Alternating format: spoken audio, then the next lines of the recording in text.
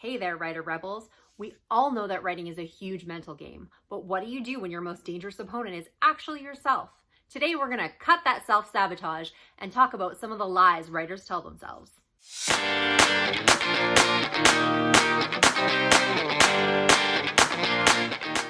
Greetings, YouTube. It is me, Scarlett Kol, young adult author, storyteller, and YouTuber. I'm here today with another video on Thursdays about writing and publishing. If you are a subscriber, welcome back. And if you are not a subscriber, you might want to hit that red subscribe bar and the notification bell to let you know whenever I put up a new video. Today, with it being the end of Mental Health Month in May, I figured we could talk about some things that are mental blocks for authors and writers as they are trying to get their books done and out there and published and selling as any author would. So when I talk about lies writers tell, I'm talking about the things that we tell ourselves as writers that stop us from achieving our goals. And when I mean lies writers tell, I mean me. I am writers. This video may help out a few people out there, but I will probably come back to this video myself when I need a little bit of a pick-me-up because I tell myself this stuff all the time. However, if you do want to be moving forward with your career, you do need to overcome some of this stuff or at least curb some of it if you don't want to be self-sabotaging. So we are going to discuss some of those things. But before I get started, I did want to thank anybody who came out to the virtual writing retreat a couple of weeks ago. I don't think I took a chance to thank you all last Thursday for coming out and listening to me and all of the other great speakers that were out there. I really enjoyed a lot of the panels and I actually learned a lot myself, so that was really, really helpful. I also want to thank anybody who purchased King of Beasts, which came out last Wednesday. And if you are interested in more content from me, not just on my YouTube channel, but on the Kingdom of Fairy Tales channel, they will be featuring me for this month as it is my month of books in the Kingdom of Fairy Tales. So we do put up videos every Friday, and I'll include the link in the description box below if that's something you wanted to check out. There is a video, Meet the Author, so it's just a little bit more about me personally. And then in a couple of weeks, we'll do something called our Kingdom Confidential, which is basically some behind the scenes secret stuff about the books that I contributed for this series and some of the stuff behind that. So let's get started. One of the first lies that writers tell themselves is that I don't have time to write. I'm sure you may have said this to yourself. You've heard people say it. It is something that is extremely common out there, and I am calling bogus on that one. But before you all start freaking out, because I'm sure there's a lot of people on the other side of the screen going, but Scarlett, I am so busy. I have so many things going on in my life. I work 1, 2, 3 jobs. I have kids to take care of. I have elderly parents to take care of. I have other obligations. I have all of this stuff going on. I don't have time to write. Well, if you're sitting here watching my YouTube video, then technically you do have time to write because you could be doing that instead of doing this, especially because I know I'm a little long-winded, so you've got about 20 to 30 minutes if you are watching this versus choosing to put that time into your writing career. Don't get me wrong, I am not confusing this with anxiety, stress, or any physical or mental well-being that keeps you from writing. Generally, I will have days where I've worked my day job and I am very stressed out. Or more recently, as I've been battling through year-end at work, I've had days in quarantine where I've basically rolled out of bed, gone to my computer, worked all day until I've basically rolled back into bed to start another day. Those days do happen and they can happen to anyone, but most of the time that you're not doing that 365 days a year. If you are truly that busy, you probably make up less than 1% of the population of writers out there, and I salute you because I couldn't do it. But the fact of the matter is that we all make choices of whether or not we want to spend that time writing or we want to spend that time doing something else. It could be watching television, it could be time with family, it could be reading a book, it could be doing anything else. It could be watching YouTube videos, scrolling through your Facebook or Instagram or TikTok, for instance. But I think the misconception that we have is that writing takes a long time. Yes, it does, but you don't sit down and write a book in a day. It's done over time. So let's break it down with the math. Let's say you write 200 words a day, 5 days a week, every week. 200 words is less than the average double-spaced manuscript page, which means you are writing probably about 2 to 3 paragraphs or maybe a string of dialogue. Most people will be able to finish that in a half an hour. If you are a slow writer, it may take you longer, but I'm sure the majority of people out there would be able to write 200 words in a half an hour. And I'm sure most of you out there would actually be able to do that in less time, around 15 minutes, maybe even 10. So no matter how busy you are in your life, you can usually find at least 10 minutes a day. And from that schedule that I said, it isn't even every day. So what that means is 2 full days off where you're not writing and then devoting maybe 15 to 20 minutes a day for 5 days. I'm pretty sure there's some things in your life that you spend 15 to 20 minutes on in your day. You could, if you tried dictating, you might be able to do it on your drive to the office or your drive to work. You could take out a notebook on your lunch break for 15 minutes. You could stop right before you go to bed 10 to 15 minutes later to get those 200 words in. Like I said, if you aren't in the right mindset and you're stressed out and all that sort of thing, that's a completely different story. But if you are trying to say that you do not have time to write, that's absolutely not true. Honestly, if you sat back and took a look at a day or two in your regular life and looked at some of the things that you choose to do instead of writing, I'm sure you could probably find those 15 minutes that you need to get your book started. But you're probably sitting there going, what's 15 minutes going to give me? Well, 200 words a day, 5 days a week, gives you 1,000 words a week. 1,000 words a week over 52 weeks in a year is 52,000 words, or a short novel.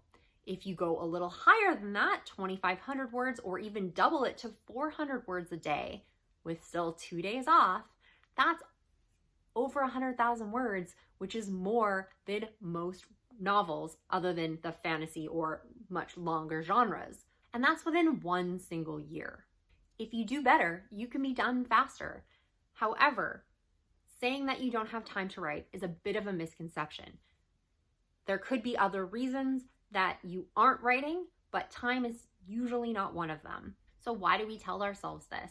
Well, it makes it easy for yourself to be able to rest on the fact that you don't have time. Maybe you don't want to admit to yourself that you're a little stressed out, or that you're tired, or that you're not in a good mood. Or maybe you are dealing with mental health issues and it is difficult for you to write. Those are valid reasons for you not to be writing. Or the cold hard truth could be you're choosing to do other things than writing. So you are not making your writing a priority. I'm not saying you should be making writing a priority. That's completely up to you. But because you are choosing to do something else doesn't mean you don't have time to write. The second lie that writers tell themselves is that I just need to finish X before I can write. Sometimes this is at the beginning of your project, or sometimes it can be in the middle of your project. So what is X? X can be anything of, I just need to finish outlining. I just need to rework this plot. I just need to do my character sketches. I just need to make a playlist. I just need to have a Pinterest board.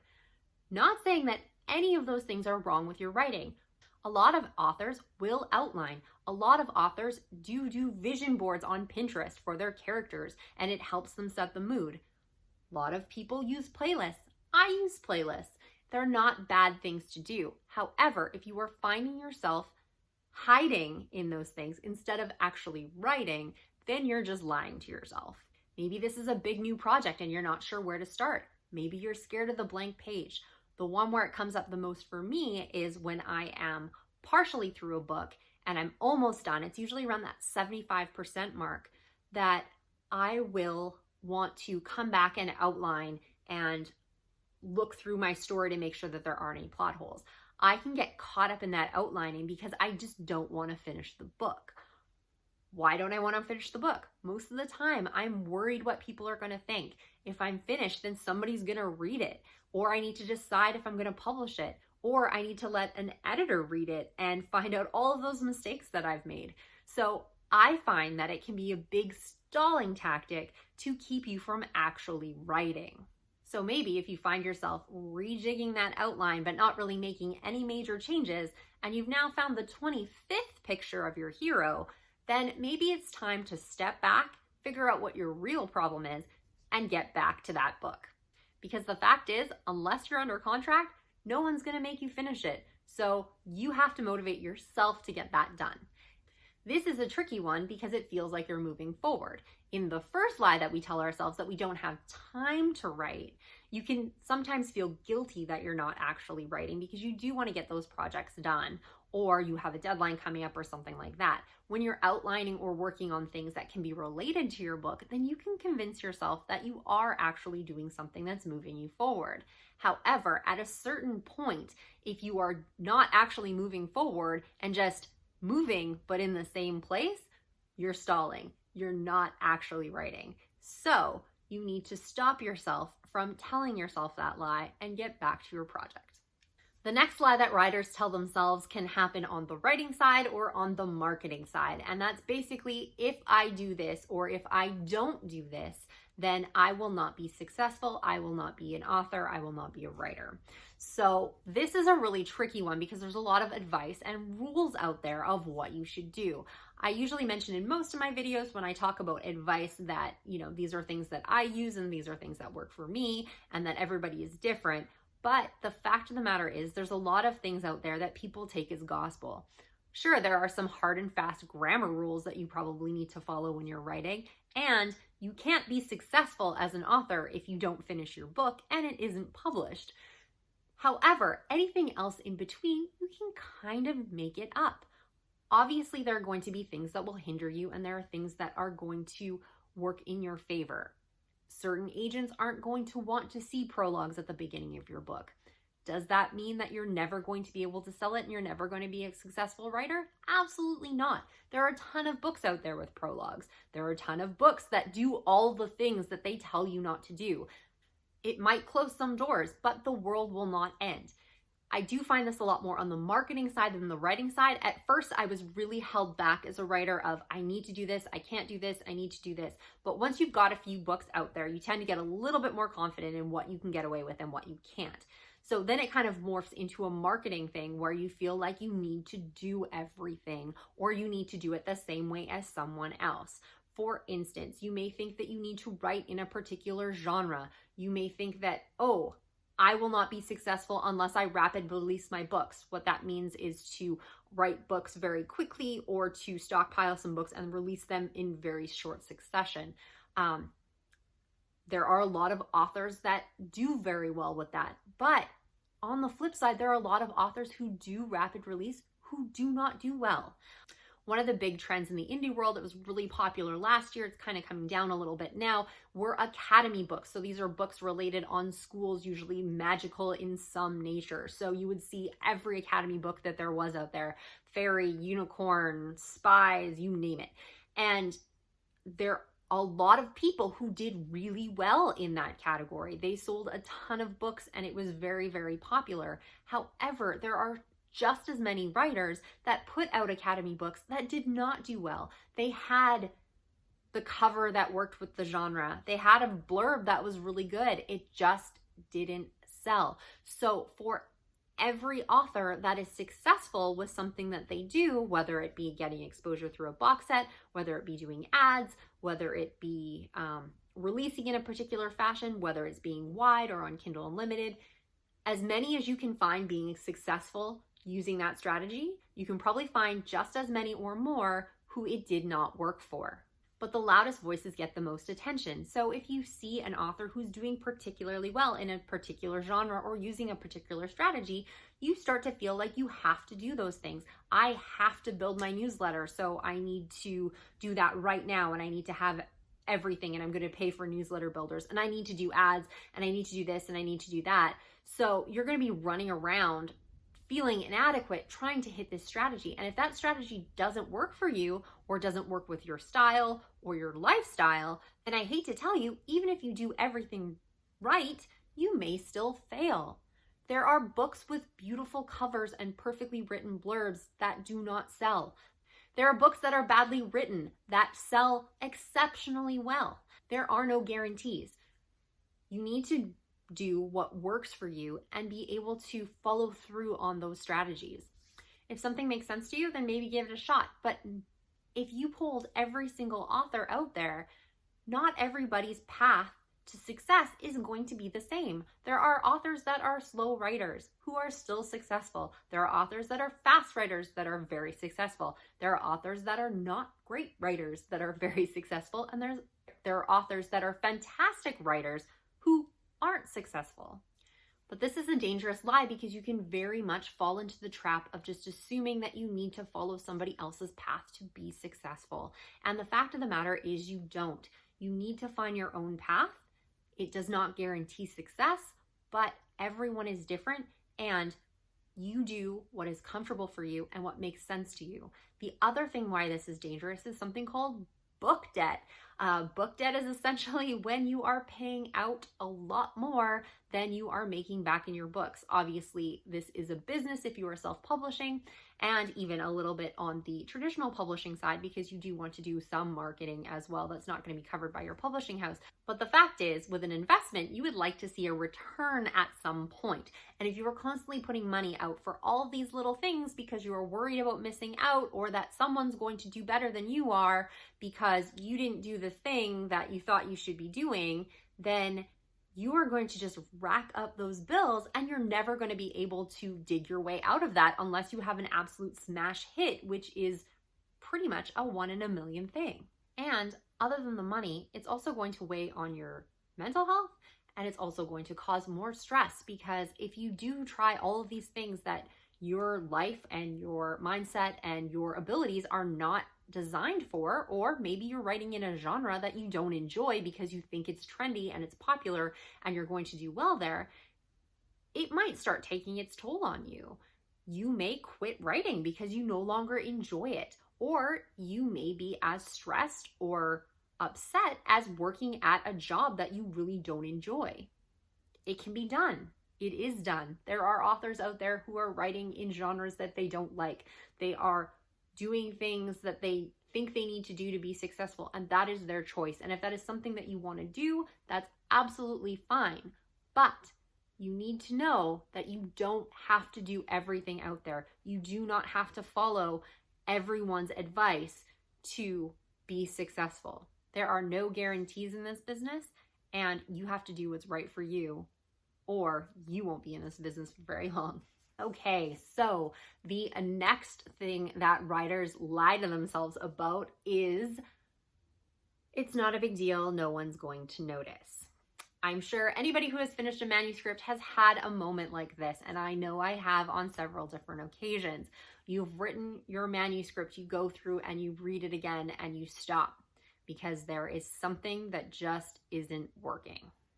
It could be small, but typically it's something that's going to penetrate a little bit further into the rest of the story.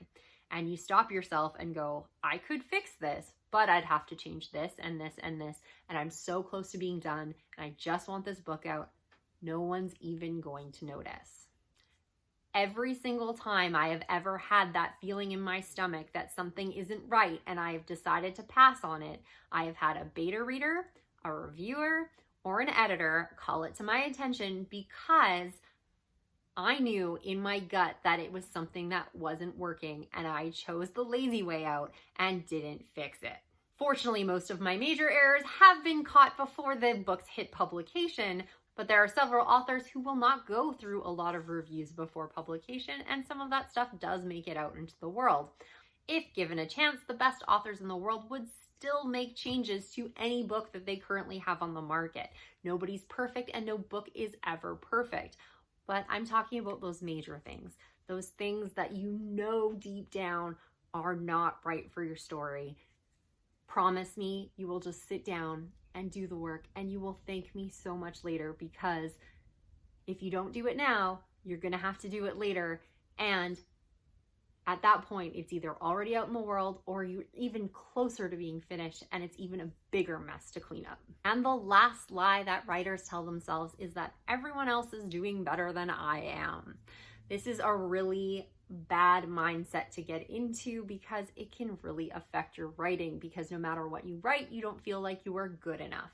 It could be that your books aren't selling as well as you think they should or as well as somebody else is doing. You may think that your writing is not as good as somebody else's. You may think your covers are not as good as somebody else's, or any of those sorts of things.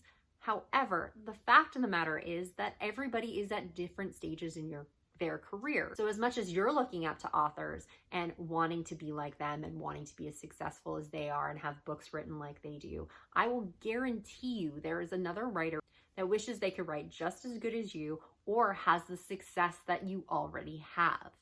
I actually ended up with a real life example of this one because recently on my Facebook, I had shared a meme of something where it was basically Regina George from Mean Girls and Snooki from Jersey Shore. And I'll try and put it up here if I can find it. And basically, so we have the Mean Girls in the front and then we have Snooki in the back. And it said, me trying to keep up with all of those authors who seem to have their stuff together. And I think I put something about, yeah, I feel this all the time or something like that. Well, I got a ton of responses on there from various different authors saying that they felt the exact same way.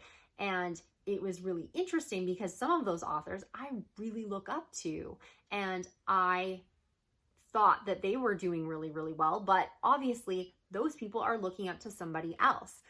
The other interesting thing is that I had an author comment on the post saying, hey, but I thought you were one of the blonde girls.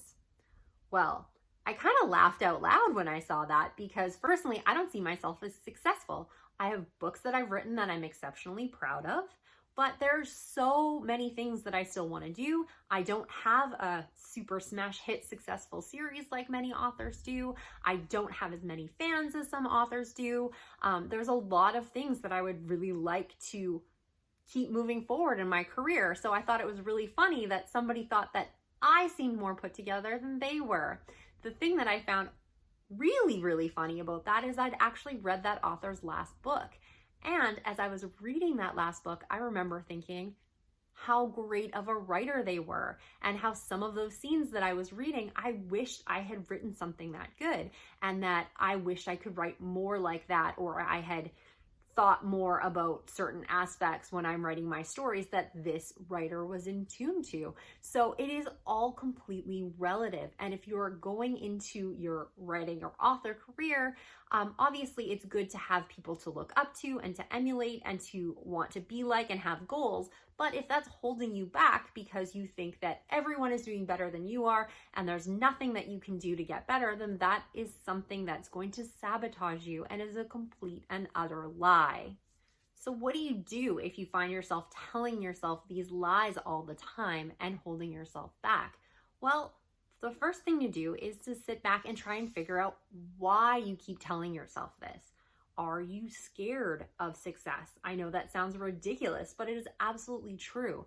Are you scared of actually getting your work out there? There's a lot of people, myself included, that when they write books, as much as they want to entertain people, they're worried about what people might think about what's going on in their head.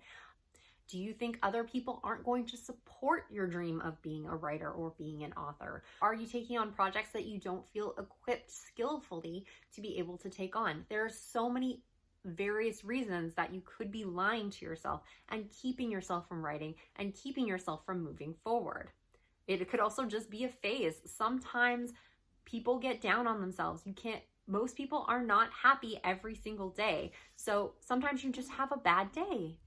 Once you figure out the source of why you're lying to yourself, that might help. The other thing is to replace your lies with truths. Instead of saying, I don't have time to write, put the, I don't feel like writing today because I've had a long day at work. Instead of, these are the things that I have to do to be successful, maybe more of, this is the path I'm going to take and I'm going to make this work for me.